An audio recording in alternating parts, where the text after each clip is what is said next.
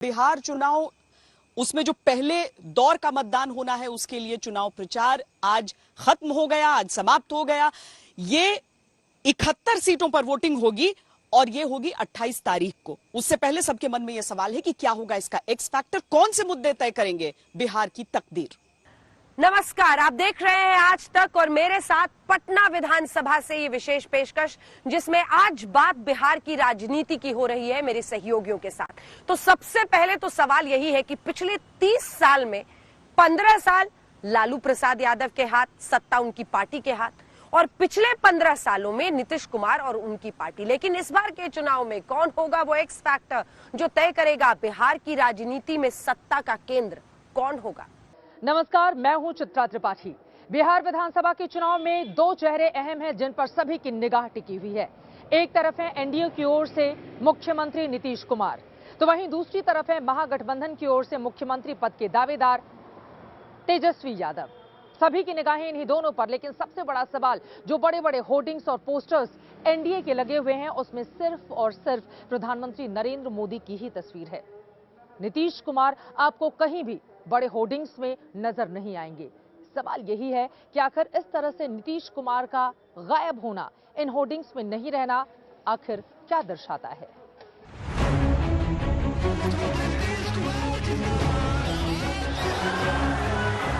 राष्ट्रीय जनतांत्रिक गठबंधन जिंदाबाद। आज नीतीश कुमार, नरेंद्र मोदी एक साथ खड़े हैं और आज उसी का परिणाम है कि बिहार में और तेजी से विकास की गंगा बह रही है।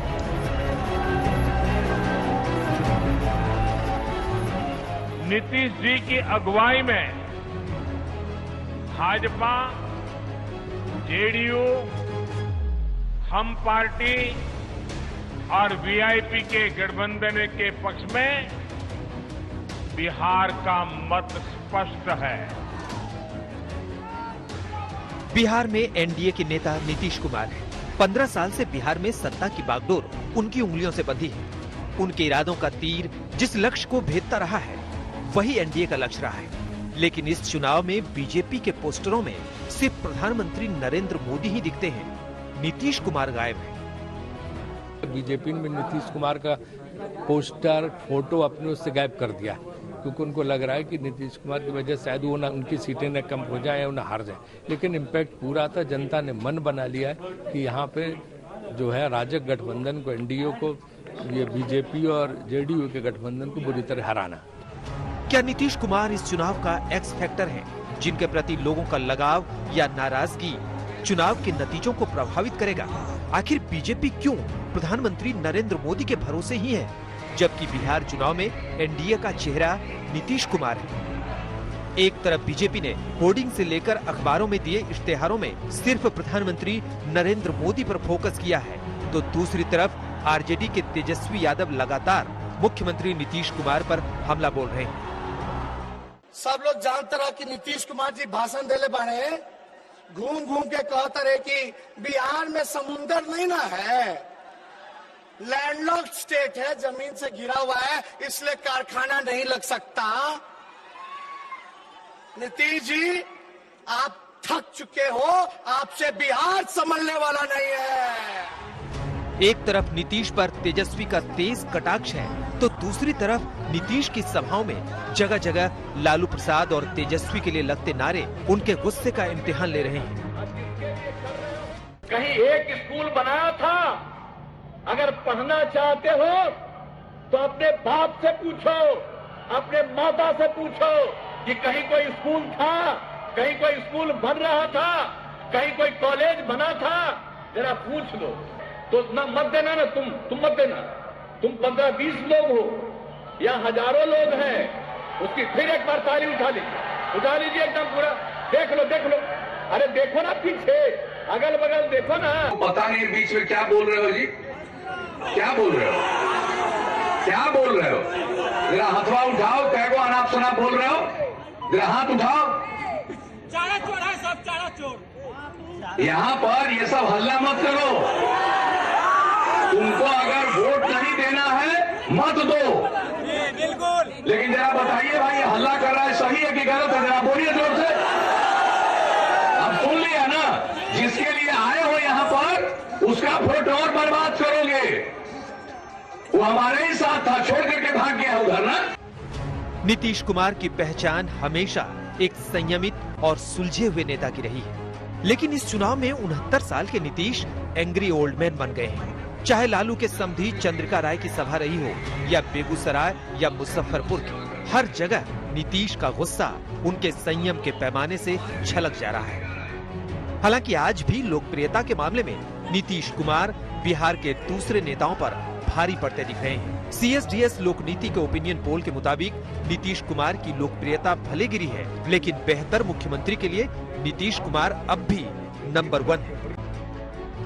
उन्हें 31% लोग सबसे बेहतर मानते हैं, लेकिन 27% लोग तेजस्वी में भी संभावनाएं देखते हैं। ये नीतीश से ज्यादा बड़ा अंतर नहीं है। इस रेस में चिराग पासवान हो या सुशील मोदी, दूसरे नेता दूर दूर तक नहीं है। नीतीश कुमार को अब भी बिहार के लोग बेहतर मुख्यमंत्री मान रहे हैं, तो फिर वो एनडीए में ही अलग थलग क्यों दिखते हैं? पिछले 15 साल से नीतीश अपने गठबंधन के सबसे बड़े स्टार रहे। ये पहला चुनाव है जब नीतीश कुमार ने व्यक्तिगत स्तर पर हमला किया। नीतीश ने तेज प्रताप की पत्नी ऐश्वर्या का मुद्दा तब उठाया जब उनके पिता चंद्रिका राय के लिए प्रचार करने पहुंचे थे। 15 साल से राज करने के बावजूद वो लोगों को लालू राबड़ी सरकार की याद दिला रहे हैं कि कैसे वो जंगल राज था। दूसरी तरफ एनडीए में शामिल चिराग पासवान का नीतीश पर लगातार हमला भी उनको परेशान कर रहा है। चिराग का बीजेपी से मोहब्बत और नीतीश से लड़ाई मतदाताओं में भ्रम पैदा कर सकता है। एनडीए के भीतर ही नीतीश के खिलाफ एलजेपी का उम्मीदवार खड़ा करना और मुख्यमंत्री पर लगातार हमला करना क्या नीतीश की चुनावी रणनीति को बिगाड़ सकता है? लोगों का मानना है, बिहार के लोगों का मानना है कि ये लिप्त हैं, भ्रष्टाचारी हैं मुख्यमंत्री, और कोई भी भ्रष्टाचारी को बाहर रहने का अधिकार नहीं है, उनकी जगह जेल में ही है। अंकित त्यागी के साथ हिमांशु मिश्रा, पटना आज तक। बिहार चुनावों में जाति की भूमिका हमेशा बड़ी रहती है। बाकी इलाकों में भले ही मुद्दे हावी हो जाएं, लेकिन ये बार बार कहा जाता है कि बिहार में अगर चुनाव होते हैं तो जाति के इर्द गिर्द उन मुद्दों को बुन लिया जाता है। अब इन चुनावों में क्या होगा? क्या इन चुनावों में भी जाति एक एक्स फैक्टर रहेगी? क्या लोगों के जहन में, लोगों के मन में यह मुद्दा रहेगा? और इसीलिए यह बड़ा भी हो जाता है क्योंकि तेजस्वी यादव ने कह दिया कि जब लालू का राज था तब गरीब भी जो थे वो सवर्णों के सामने, अगड़ों के सामने सीना चौड़ा करके घूमते थे। क्या ये चीजें लोगों के मन पर असर छोड़ती हैं?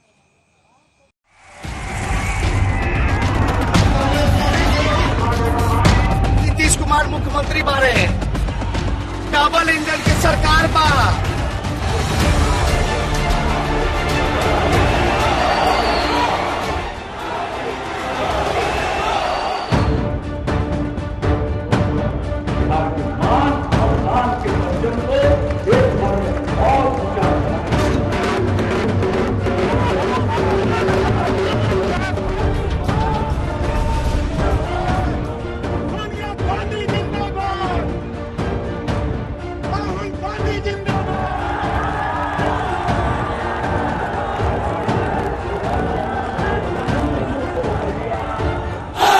लालू जी का जब राज था तो गरीब सीधा तान के बाबू साहब के।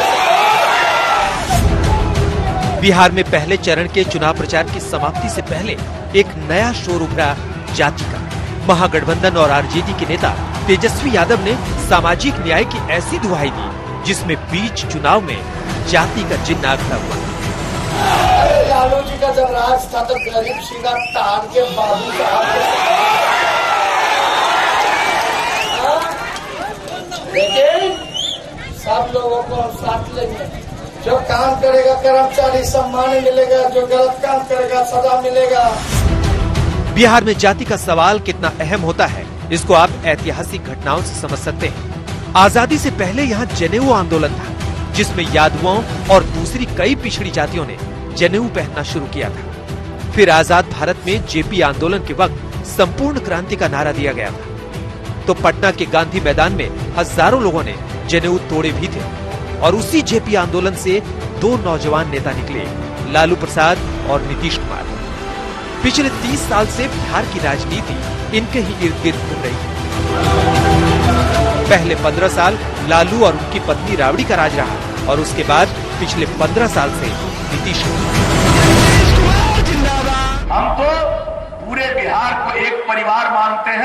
और कुछ लोग हैं जो अपने परिवार, पति पत्नी, माता पिता, बेटा बेटी, उसी को परिवार मानते हैं।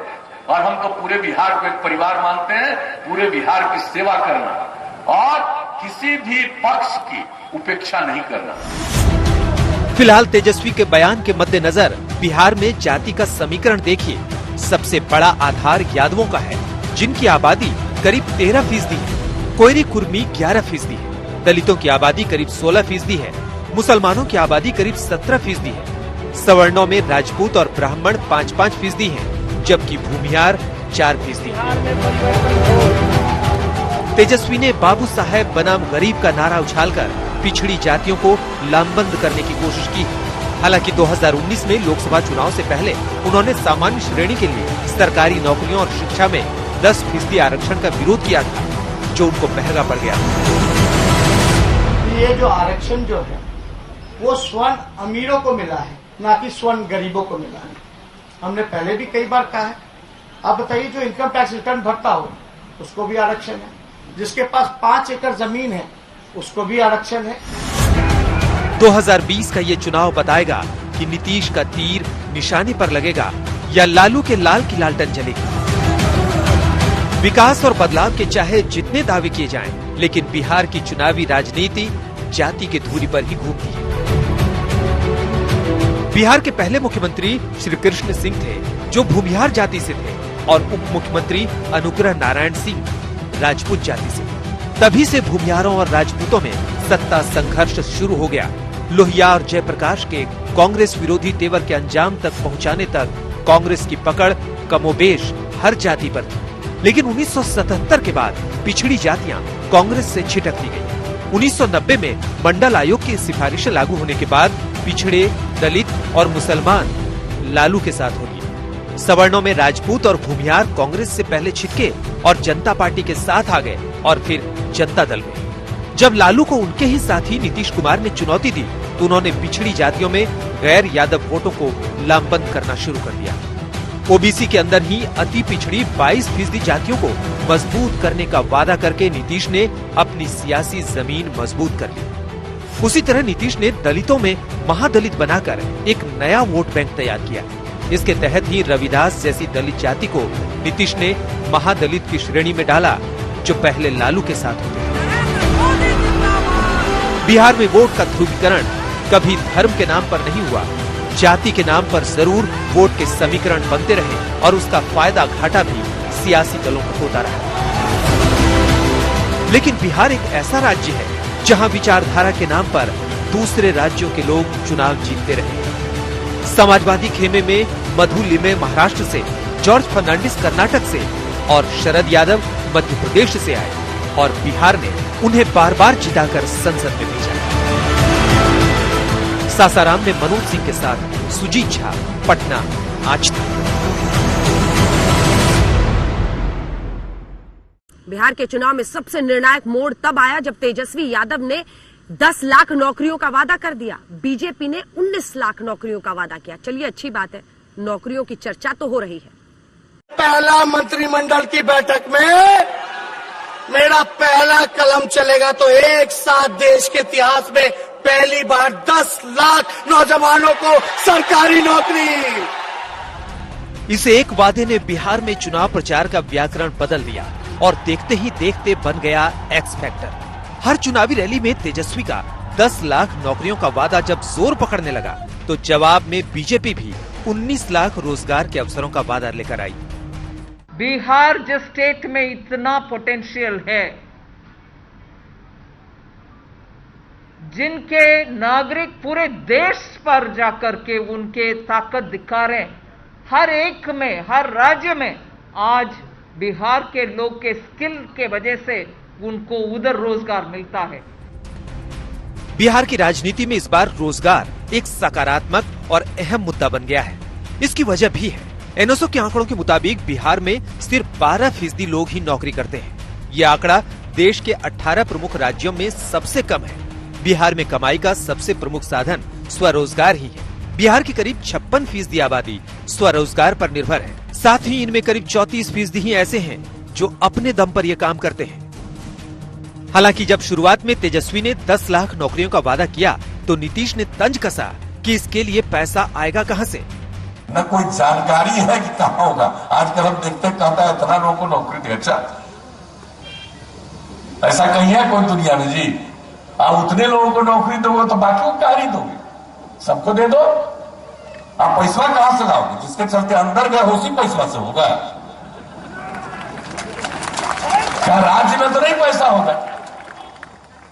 इन लोगों का बजट क्या था? 24,000 करोड़ से भी कम, और हम तो 2,11,000 करोड़ से आगे पहुंचा दिए। बाद में जब नीतीश की सबसे अहम सहयोगी पार्टी बीजेपी ने ही 19 लाख रोजगार का वादा किया, तो तेजस्वी ने उस पर यह कहकर सवाल उठाया कि जब नीतीश कुमार इनकार कर देंगे तो बीजेपी कहां से देगी रोजगार। अब भाजपा वाले बताएं कि भाई उनका मुख्यमंत्री का चेहरा कौन है? नीतीश कुमार है। नीतीश कुमार ने तो 10 लाख में ही हाथ खड़े कर दिए थे कि कहां से देगा, पैसे कहां है, तो बीजेपी कहां से देगी?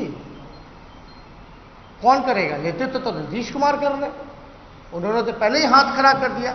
तो ये बेवकूफ किसको बना रहे हैं? सियासी तंज और चुनावी रंज अपनी जगह है, लेकिन इस बार बिहार के चुनाव में नौकरी और रोजगार के वादों की भरमार है। जेडीयू का वादा है कि कौशल विकास से रोजगार का मौका देंगे। आरजेडी का वादा है कि 10 लाख युवाओं को नौकरी देंगे, तो बीजेपी का वादा है 19 लाख रोजगार और उसके अवसर दिलाने का। इस रोजगार के साथ ही सवाल है कि पैसा आएगा कहां से। बिहार को लंबे अरसे से विशेष दर्जे की मांग होती रही है, लेकिन मिला नहीं। अब बीजेपी और नीतीश साथ साथ हैं, तो तेजस्वी अक्सर चुटकी लेते हैं कि क्या हुआ विशेष दर्जे का। उम्मीद था कि आप बताते कि बिहार को विशेष राज्य का दर्जा मिलेगा कि नहीं मिलेगा। आप बताते विशेष पैकेज का क्या हुआ जो आपने बिहार की बोली लगाई थी। आप बताते बिहार में कारखाने क्यों नहीं है, 15 साल बीजेपी सरकार में है।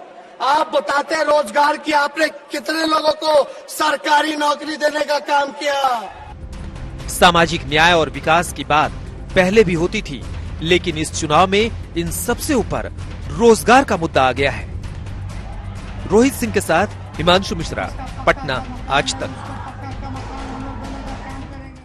बिहार चुनाव में यूं तो चेहरों की भरमार है, लेकिन सीधे तौर पर अगर हम टक्कर देख लें यहां पर, तो अनुभव वर्सेस युवा जोश, नीतीश कुमार वर्सेस तेजस्वी यादव, जनता इनमें से किसको चुनती है? एक तरफ नीतीश कुमार और प्रधानमंत्री नरेंद्र मोदी का चेहरा है जो अनुभव से लबरेज है, दूसरी तरफ आप देखिए तो तेजस्वी यादव हैं, चिराग पासवान जैसा चेहरा है, यहां तक कि तेजस्वी यादव के भाई तेज प्रताप हैं। तो युवा चेहरे भी हैं, अनुभवी चेहरे भी हैं, इन सब के बीच का निर्णय जनता को लेना है। काम नहीं किया, जिनको किसी चीज की जानकारी नहीं, अनुभव नहीं है। 15 साल जो व्यक्ति रोजगार नहीं दिया, कारखाना नहीं लगाया, गरीबी नहीं मिटा, वो अगला 5 साल काम कर। माँ बाप दोनों मुख्यमंत्री और बेटा हाई स्कूल नहीं पास कर सके, एकरा में कोनो आगे शिक्षा की गुंजाइश बाटे का ये भैया। न कोई ज्ञान है, न कोई अनुभव है। हम समाज को एक करने में लगे, अब वो लोग लगे हुए समाज को फिर बांट दो, फिर झगड़ा का माहौल पैदा करो। मोदी की 2014 के लोकसभा चुनाव में आंधी थी, वही आंधी मुझे यहाँ तेजस्वी की दिखाई दे रही है।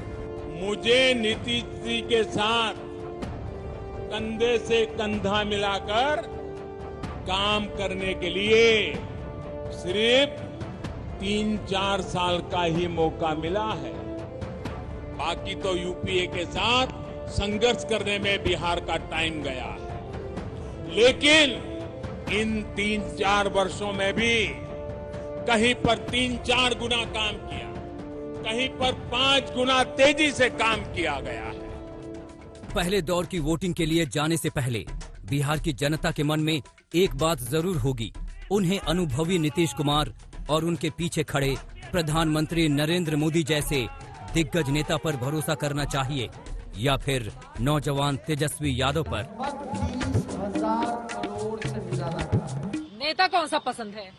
नेता तो हमको मतलब यही बीजेपी पसंद है। अच्छा, बीजेपी पार्टी पसंद है। और मुख्यमंत्री? मुख्यमंत्री नीतीश कुमार। नीतीश कुमार पसंद है, इस वजह से तेजस्वी यादव भी पूरा जोर लगाए हुए हैं, तो उनका भी चांस हो सकता है 50-50। जी हाँ। नीतीश कुमार अपने राजनीतिक जीवन की सबसे मुश्किल लड़ाई लड़ रहे हैं। 69 साल के नीतीश का मुकाबला 31 साल के तेजस्वी यादव से है, जिनकी रैलियों में भारी भीड़ उमड़ रही है। उनमें से ज्यादातर नौजवान हैं, जिन्हें 10 लाख सरकारी नौकरी के वादे से उन्होंने लुभा रखा है।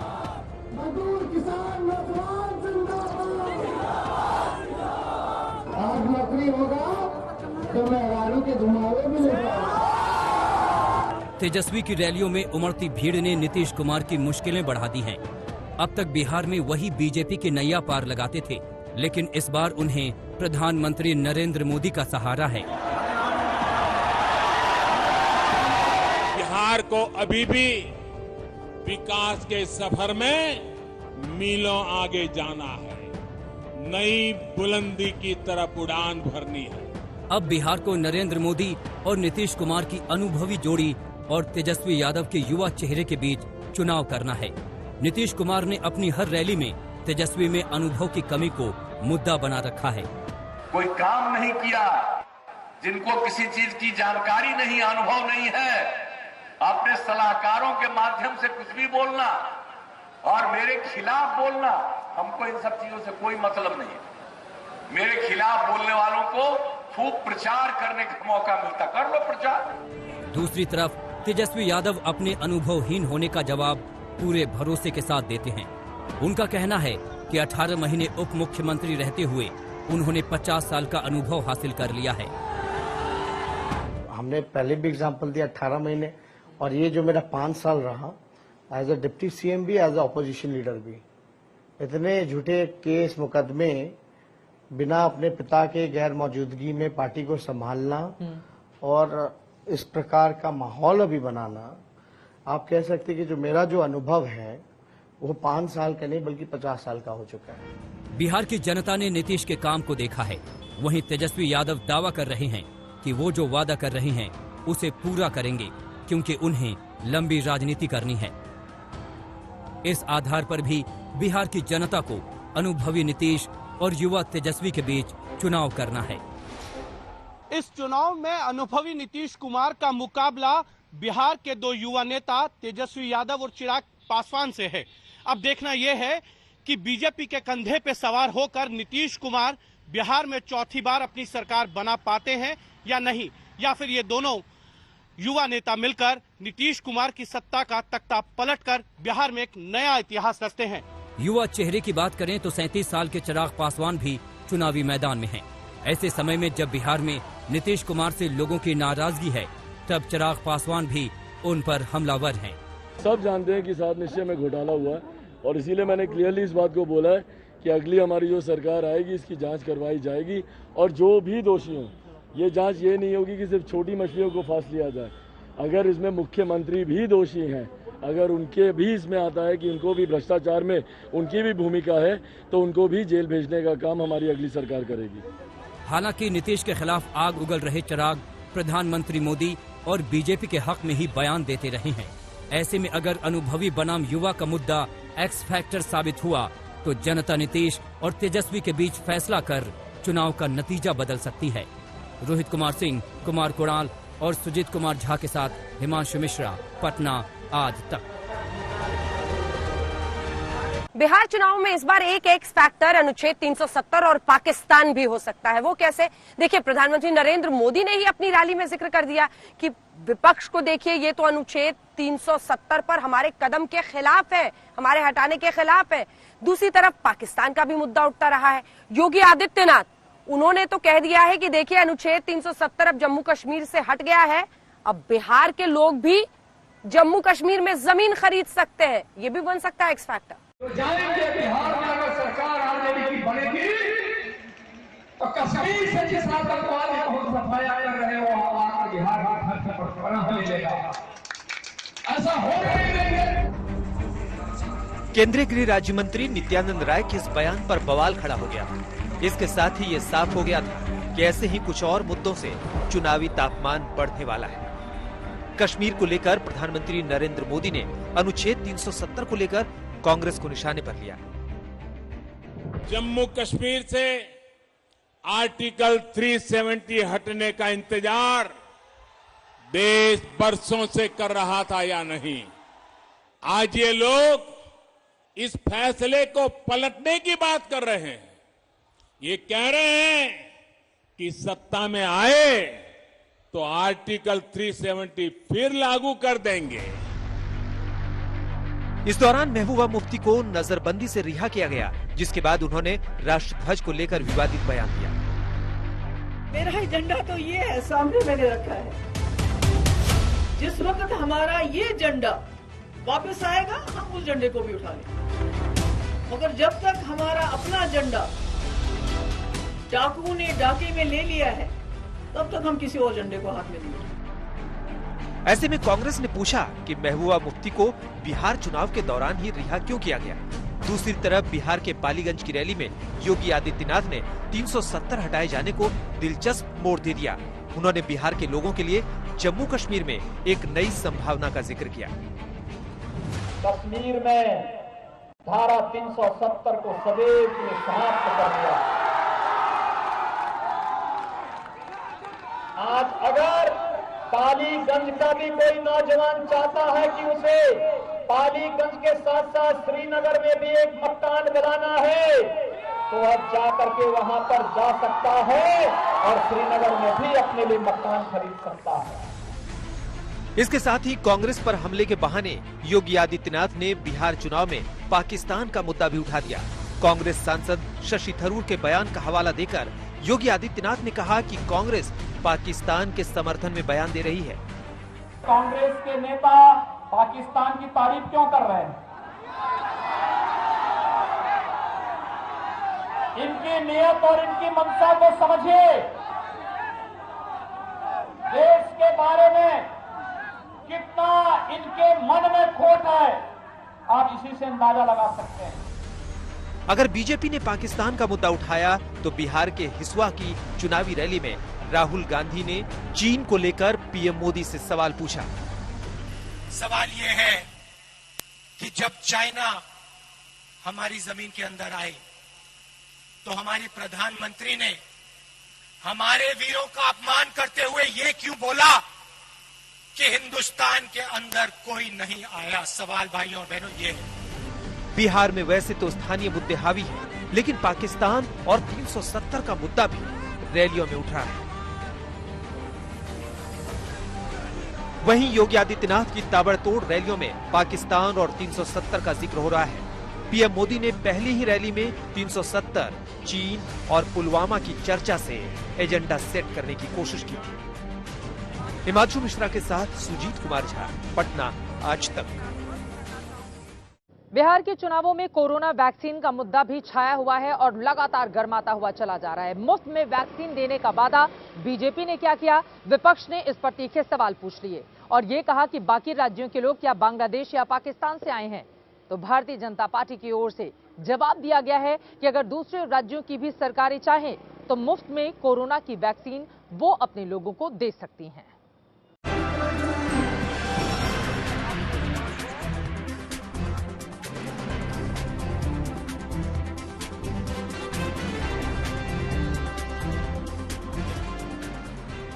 बिहार में चुनावी बाजी जीतने के लिए बीजेपी ने मुफ्त वैक्सीन का दांव भी चल दिया।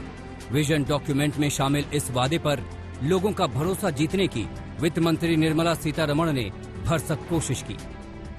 बिहार में हर एक के लिए मुफ्त में वैक्सीन मिल जाएगा, वो हमारी पहला संकल्प पत्र के प्रॉमिस है। भरोसा के साथ बिहार की जनता को हम आश्वासन दिलाना चाहते हैं कि वैक्सीन फ्री में आप सबको मिलेगा। वैक्सीन कब आएगी, आएगी भी या नहीं, इसका पता नहीं, लेकिन बीजेपी के ऐलान से कांग्रेस और आरजेडी दोनों के तेवर तीखे हो गए हैं। ये शर्म का विषय होना चाहिए। अरे साहब, जान माल की जिंदगी बचाने की चीजें भी चुनावी घोषणा पत्र में, मुझे तो लगता है संभवतः किसी ने मिसगाइड किया। मतलब बाकी देश को आप नहीं दीजिएगा और अगर सत्ता में नहीं आइएगा तो वैक्सीन फ्री का नहीं मिलेगा। आप मौत पर भी राजनीति करते हैं, आप महामारी पर भी राजनीति करते हैं। ये है भाजपा की असलियत। बीजेपी ने अपने घोषणा पत्र में फ्री वैक्सीन की बात क्या कही, मानो बवाल मच गया। तेजस्वी यादव ने पलटवार करते हुए बीजेपी के इस वादे को जुमला करार दे दिया और कहा कि इस पर राजनीति नहीं होनी चाहिए क्योंकि वैक्सीन पूरे देश का है। लेकिन सवाल ये उठता है कि क्या बीजेपी बिहार की जनता को कोरोना का डर दिखाकर वोट पाने की कोशिश कर रही है? बिहार तो बिहार के बाहर भी विपक्षी बीजेपी पर निशाना साध रहे हैं। निवडणुकीनंतर कोरोनाची लस सगळ्यांना बिहारमध्ये फुकट देणार, मग आमचा बाकीचा देश जो काय आहे तो काय बांग्लादेश आहे की पाकिस्तान आहे का कजाकिस्तान है? बिहार में मुफ्त वैक्सीन के ऐलान से ओडिशा में उपचुनाव का प्रचार करने पहुंचे केंद्रीय मंत्री प्रताप सारंगी घिर गए। जब उनसे पूछा गया कि सिर्फ बिहार को मुफ्त वैक्सीन क्यों, तो उन्हें ऐलान करना पड़ा कि देश में सभी को मुफ्त में कोरोना वैक्सीन उपलब्ध कराया जाएगा। पटना में रोहित कुमार सिंह के साथ आज तक ब्यूरो। बिहार में 15 सालों तक लालू प्रसाद यादव का राज रहा तो उसके बाद 15 सालों तक नीतीश कुमार का राज। पहले 15 सालों तक यानी कि 2005 तक या लालू प्रसाद मुख्यमंत्री रहे या उनकी पत्नी राबड़ी देवी, लेकिन बाद के 15 सालों में नीतीश कुमार ही सीएम रहे अगर बीच के जीतन राम मांझी के कार्यकाल को हम निकाल दे तो। और इस चुनावों में 15 साल बनाम 15 साल को लेकर भी चर्चा काफी तेजी से हो रही है। तो क्या ये 15 साल भी इन चुनावों के मुद्दों में बन सकते हैं एक्स फैक्टर? पहले क्या हालत थी भाई? 15 साल राज किया, 10 साल तक बिहार और झारखंड एक था। उस 15 वर्ष में इन लोगों ने रोजगार का अवसर नहीं दिया। 1990 से 2005 तक बिहार में लालू प्रसाद यादव और उनकी पत्नी राबड़ी देवी का राज रहा। ये चुनाव भले 2020 में हो रहा है, लेकिन एनडीए आज भी जनता को उन 15 सालों की याद दिला रही है। जिस तरह आरजेडी के प्रचार वाले पोस्टरों पर सिर्फ तेजस्वी की तस्वीर है और लालू राबड़ी गायब है, उसको लेकर भी बीजेपी लालू राबड़ी के 15 सालों की सत्ता को कटघरे में खड़ा कर रही है। एनडीए के निशाने पर लालू राबड़ी राज है तो आरजेडी पूछ रही है कि पिछले 15 साल में नीतीश कुमार ने क्या किया। मौका 5 साल नहीं, मौका मिले के चाहिए। 15 साल जो व्यक्ति रोजगार नहीं दिया, कारखाना नहीं लगाया, गरीबी नहीं मिटा, वो अगला 5 साल क्या करेगी? अब गरीबी खत्म करना था तो गरीबी के मुंह आकर मजदूरों से फसल रहा तो मुंह फेर ले। तब हेलीकॉप्टर नहीं चला, तब कहते थे जो जहाँ वही रहो। अरे नीतीश कुमार जी रोजगार दे देते तो बिहार में रहता। 2020 बिहार विधानसभा चुनाव इस बार रोचक इसलिए भी है क्योंकि साल है 2020 यानी 2020, लेकिन खेल है 15-15 का, यानी 15 साल लालू राज के तो 15 साल नीतीश के। इसीलिए मायने ये नहीं रखता है कि पिछले 5 सालों में सरकार ने क्या किया, बल्कि बात अब हो रही है कि 15 साल में नीतीश ने क्या किया। बिहार की चुनावी लड़ाई 15-15 की हो गई है, लेकिन ये चुनाव शायद इससे आगे का कोई रास्ता दिखाए। कुमार कुणाल, दरभंगा, आज तक।